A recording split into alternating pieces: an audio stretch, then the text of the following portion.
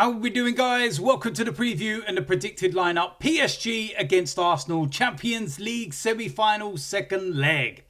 Huge game with a place in the Champions League final at stake. And I know it's been all doom and gloom when you look at our Premier League performances, but now is the time to put that all to one side because we have a huge opportunity. An opportunity of achieving something truly unbelievable. Now, the season could end up just being an absolute shambles, or it could be possibly one of the best in the history of the club. That is the size of the task in front of us. It's that simple. It's going to be a tough game. We are 1-0 down from the first leg, but there are encouraging signs and there is positivity that we do need to take to Paris. It was a really strange first leg. And what I mean by that is PSG could have won the game easily 2 or 3-0. But at the same time, we could have easily won the game as well and scored about 3 goals. Do you think of the Martinelli opportunity, the Trossard opportunity, the goal that was disallowed? It was really weird. It could have swung either way. I felt until the final 10 minutes when we started to run out of steam, PSG were kept at bay after that first 20-minute spell. And we were quite comfortable. But then they had a couple of opportunities, Bacola in particular, where the game could have been out of sight. And then you're looking at this one and thinking, that's a tough one now. But 1-0. Come on. 1-0. That's not a lot at all. We're more than capable of turning it around. And the one thing that I will say as well, and there's a few differences, is that Thomas Partey comes back into the side. What that will allow us to do and what Declan Rice, will be able to do that he couldn't in the first leg is massive. And if there's one area that I feel that PSG can be got at, it's in the middle. Jurriën Timber's back in training, so I think that he will come into the side and play as normal in his right back position. There's a lot of talk about Martin Odegaard and whether he should come out of the side, and when Yeri come in. But I just cannot for the life of me see Mikel Arteta making that kind of decision. Not at all. I feel that if he did make that kind of call, then you're effectively saying your time is up at Arsenal. If you did that to the captain, rightly or wrongly, listen, I'm not having this discussion now about whether he should be playing or not because his performances have been dreadful for a consistently long period of time. But in this game of this magnitude, I just can't see it. I genuinely just cannot see it. There's been some mind games already leading up to this. L'Equipe have done a big, story on William Saliba and going to Real Madrid. It's mind games.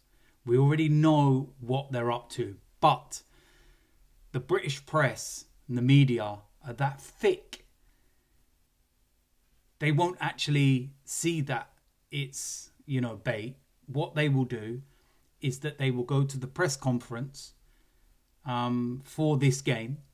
And instead of speaking to Mikel about the game and what they need to do to overturn it, etc., all the kind of stuff that you want to hear about the game, specifically, they will probably go there and you will get dopey journalists that sit there and start asking about William Saliba. What are you wasting your questions for? Clowns. I guarantee it happens. Another thing is that, of course, we will know who we could potentially be playing in the final because Barcelona and Inter play first. So whether that's any significance, I don't know. But you would know, who you're potentially playing in Munich. But it's just a huge game. And it's time to put all of the past behind. Whatever happened at the weekend, whatever your thoughts and feelings, players, manager, whoever, it's about putting all of that to one side, getting behind the team and trying to help get us over the line to a Champions League final. And then everybody can start discussing whatever their thoughts and opinions are of a players and manager and everything after the game. But listen, we have to go there, full tilt. I don't think that we have to go crazy to begin with. But yeah, what we can't afford to do is go a goal behind. We've got to score first and really put them on the back foot and make them nervous. The atmosphere is going to be unbelievable. They'll obviously know how to do their, banners and everything else. And it will be done correctly and not the shambles of what we had. But yeah, it promises to be a really, really big game. And I'm confident going into it. And the reason why I say that as well is that I'm old enough to have, experienced some fixtures where we went into it and nobody gave us a prayer. I think the biggest one for me, and I'll always speak about this, was Anfield in 1989. I was 11 years old, travelling to Anfield with my dad and my brothers, and nobody gave us a prayer. Absolutely nobody thought we were going to go to Anfield and win by 2 clear goals.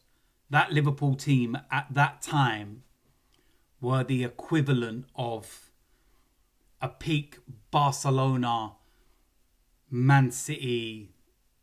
They were just an unreal team. And going to Anfield, the atmosphere and everything else on the final day, and it was a Friday night as well, and winning by 2 clear goals. And it was 0-0 at half time.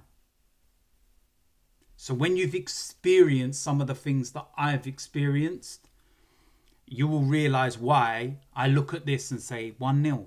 That's all it is, 1-0. We can overturn that. Of course we can.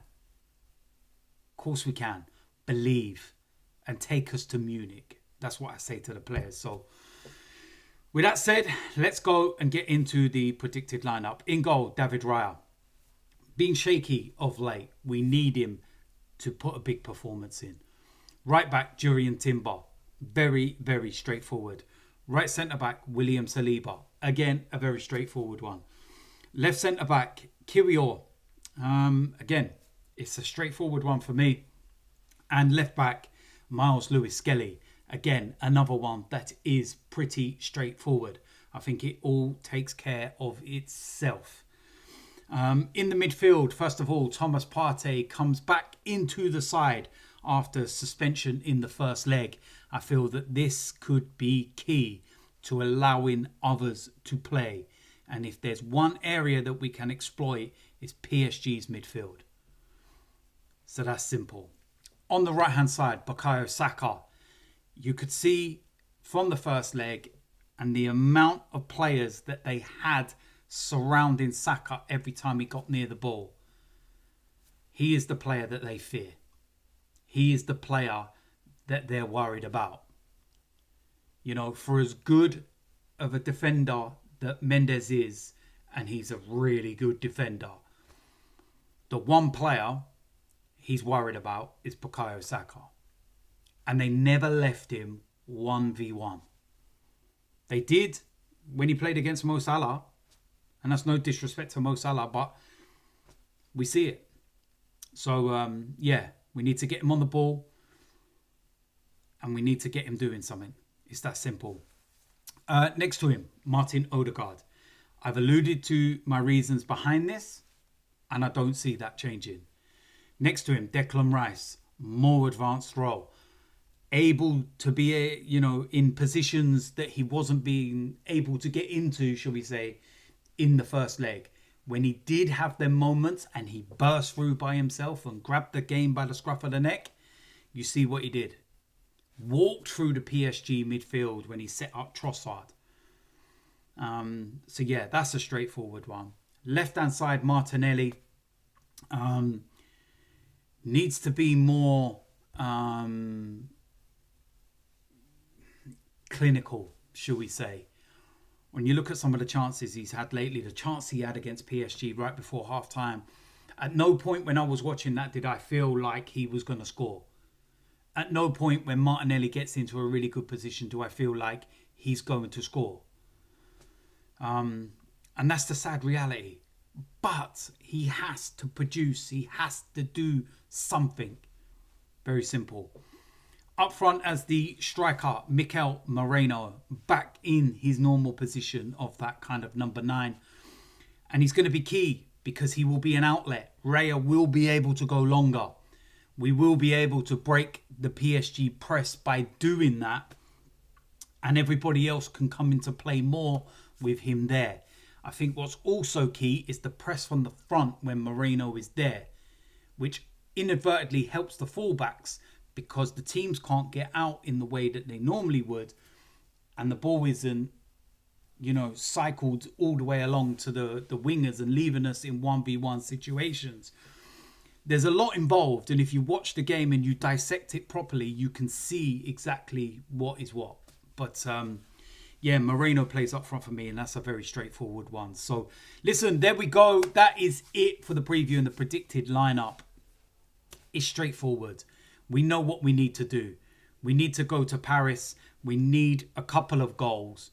Are we capable of doing it? Yes, we are capable of doing it. I remember Liverpool went to Paris and they got absolutely annihilated for 90 minutes. And then they still won the game 1-0.